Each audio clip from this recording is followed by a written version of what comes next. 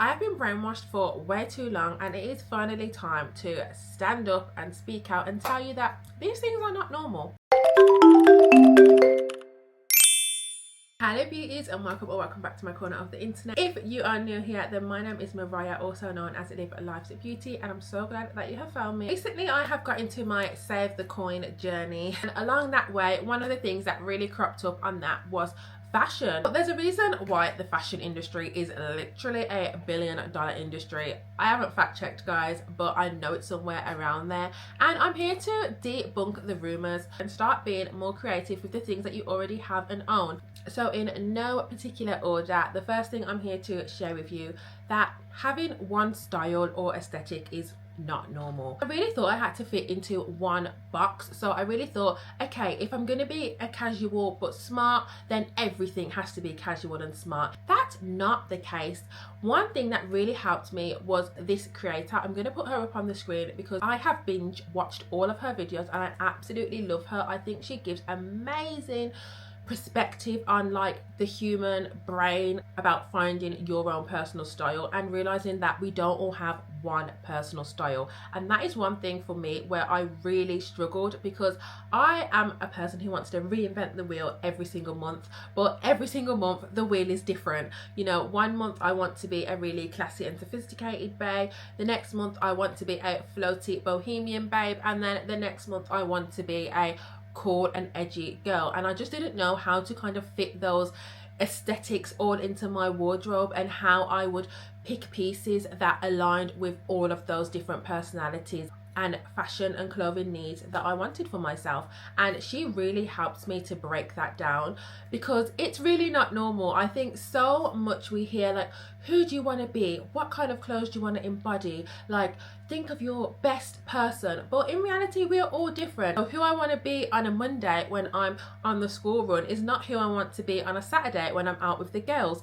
I don't have one style. I have multiple styles. So when it's summer, I like to be more floaty. I like to wear longer dresses. I like to look more girly and feminine. And then in the winter, when it's a bit more cold, I like to be a bit more edgy and sexy. So I might like to wear some leather skirts with tights and boots and kind of draw into those more jewel darker tones. Whereas in the summer, I might want to wear a more lighter color palette. And that is something I didn't even think about. Do not box yourself in. You can build your wardrobe with those different aesthetics by using different colors, materials and patterns. So I'm here to tell you that ballerina core, cottage core, goth core, it's not normal. So number 2 is following trends. Guys, there is a saying in my culture, the Jamaican culture, and it is style and style can't spoil. And that means that you pick style over trends. Some people really don't understand that. They think that they have to be on trend in order to be stylish, and that is so incorrect. Style is one thing and trends are another thing. Once you have style, girl, you have it all. I'm trying to get there, guys. I'm not the most stylish person, but I am a kind of self-assured person, and I know what I like and what I don't like, and I know that following this specific trend or having this latest trendy item isn't gonna make me stylish. I'm only 34, guys, and the Juicy Couture tracksuits have already been and gone and been again. We are in the era of, you know, those Juicy Couture tracksuits, those baby fat tracksuits. And when I was little, that was, well, not even little, and when I was a teenager, so we're not even going back 30 years here, we're probably going back 20 for me to be in my actual teens, that was about, and that was cool and stylish and, you know, on trend. And now it's come back again and it's cool and stylish and on trend. So there's a reason why it's style over trend, because if you're going in and out of the trends, you're going to be in and out of buying the same rotative items probably every 10 to 20 years. The thing with trends is you're not ever finding what you like, who you want to be, how you want to dress. You're just always following what somebody else has said, because Trends are that. It's what somebody else has made up. Everyone else has just got online and joined that train. And sometimes we need to know that, okay, this is trendy, but is it necessarily stylish?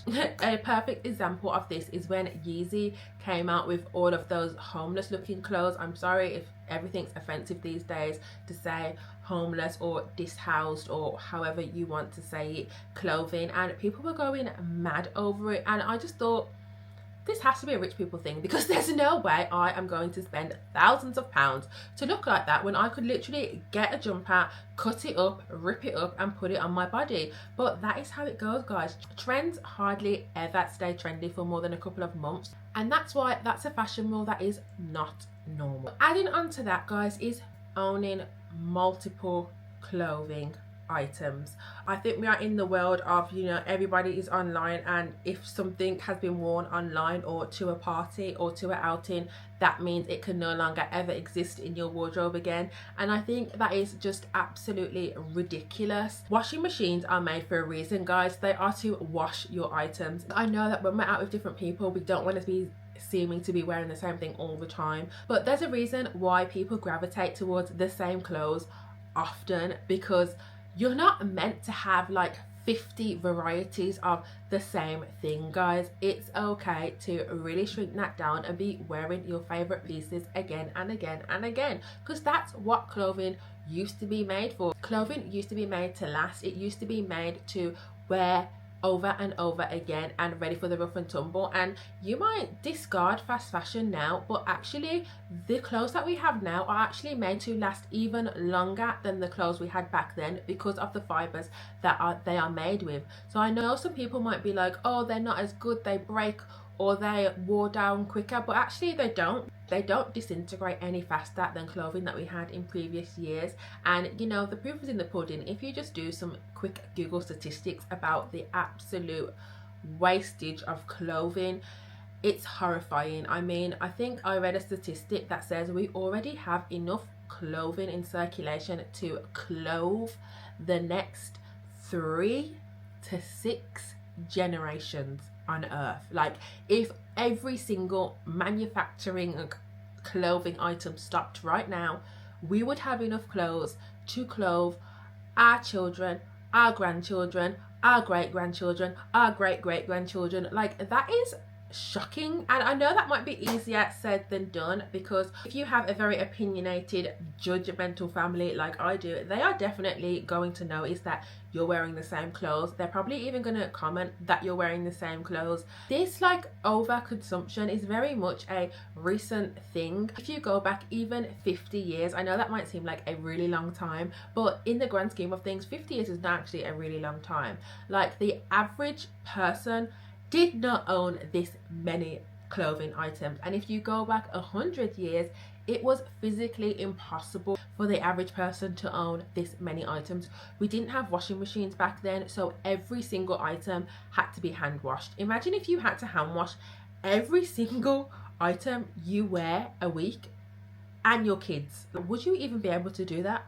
Because I wouldn't. I would not do that, okay? Just have such a large amount of stuff, and it's not normal. And the last fashion rule that we are going to debunk today is buying everything brand new.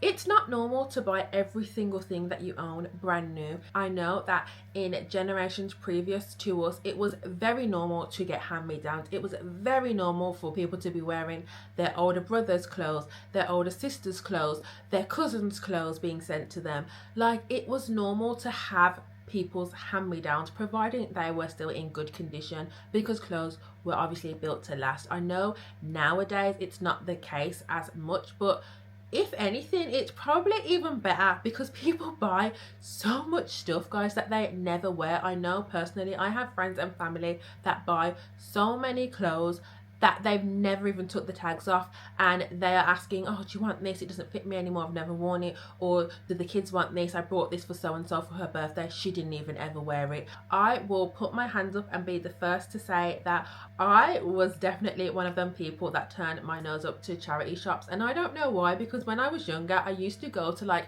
vintage thrift shops, and I used to think that vintage thrift shops were really cool, but charity shops not cool. And oh my goodness, it was only last year where I have been converted. Now I do go to this charity shop, but everything that they have is brand new, so I wouldn't really class it as a charity shop. Called New Life. I absolutely love it, and it's probably my go-to now if I ever do buy clothes brand new. That and the supermarket, good old Asda and Tesco. I was in the habit of shopping at charity shops, however this is more of a fashion reclaimed shop where they kind of take dead stock items from big brand fashion retailers and sell it to you for a fraction of the price before it gets passed on to landfill.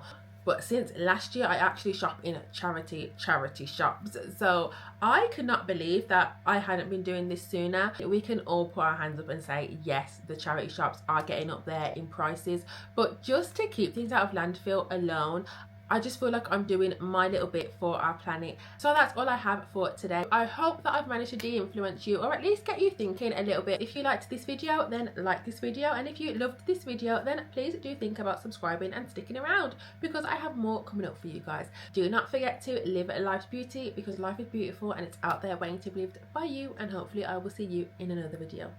Bye.